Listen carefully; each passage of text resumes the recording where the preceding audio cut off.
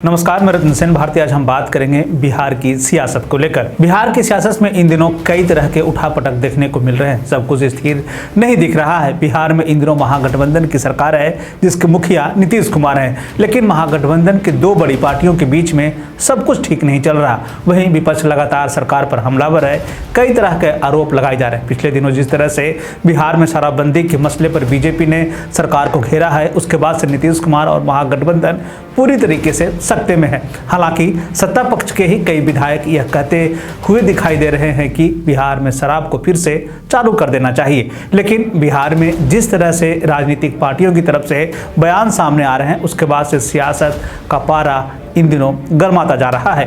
पिछले दिनों जिस तरह से रामचरितमानस को लेकर विवाद शुरू हुआ, उसके बाद जदयू अपने ही सहयोगी के खिलाफ खड़े होकर बयान देने लगे। स्थिति यह हो गई कि बीजेपी और जदयू के नेता एक साथ रामचरितमानस का पाठ करने लगे, जिससे विपक्ष को खूब साथ मिला और लगातार राजद पर हमलावर रहे। हालांकि इस दौरान जदयू के वरिष्ठ नेता उपेंद्र कुशवाहा ने अपने बयान में यह कहा कि राजद के नेता इस तरह के बयान देकर बीजेपी को फायदा पहुंचा रहे हैं। वो बीजेपी के पीठ पर जाकर बल्लेबाजी कर रहे हैं, जबकि जदयू और कांग्रेस के प्रवक्ता मीडिया में यह बयान दे रहे हैं कि हम सभी धर्म को मानते हैं। यह विवाद अभी शांत भी नहीं हुआ था कि अररिया के सांसद यानी कि बीजेपी के सांसद का एक बयान सामने आया, जिसमें उन्होंने कहा कि जदयू के विधायक हमारे संपर्क में हैं, बहुत ही जल्द महाराष्ट्र वाला खेला होगा। जिसके बाद बिहार का सियासी पारा चढ़ गया। अररिया से बीजेपी के सांसद प्रदीप सिंह ने दावा करते हुए कहा है कि जदयू के विधायक बीजेपी के संपर्क में है। उन्होंने यह भी कहा कि जब से मुख्यमंत्री ने यह बात कही है कि 2025 में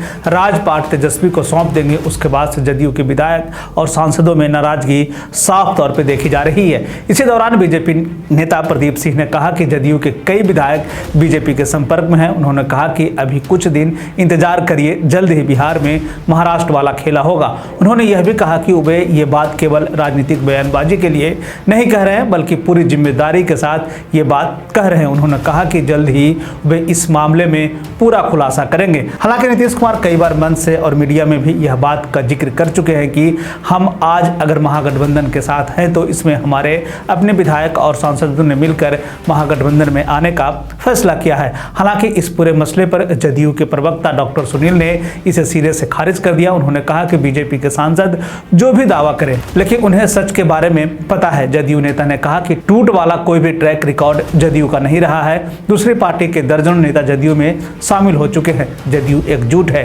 बीजेपी का मंसूबा बिहार में सफल नहीं हो पाएगा। बिहार में जारी सियासी घमासान के बीच यह तय है कि इसी तरह के अगर बयान बिहार में आए दिन आते रहे तो सियासत में कुछ भी संभव है। और जिस तरह से राजनीतिक बयानबाजियों का दौर जारी है और पिछले दिनों जिस तरह से रामचरितमानस के पाठ में बीजेपी और जदयू के नेता एक साथ हुए हैं, इससे कई तरह के राजनीतिक हवाओं को रुख मिलने लगा है।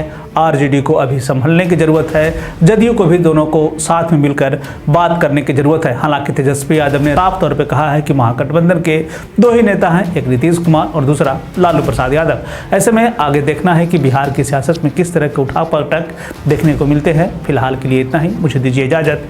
धन्यवाद।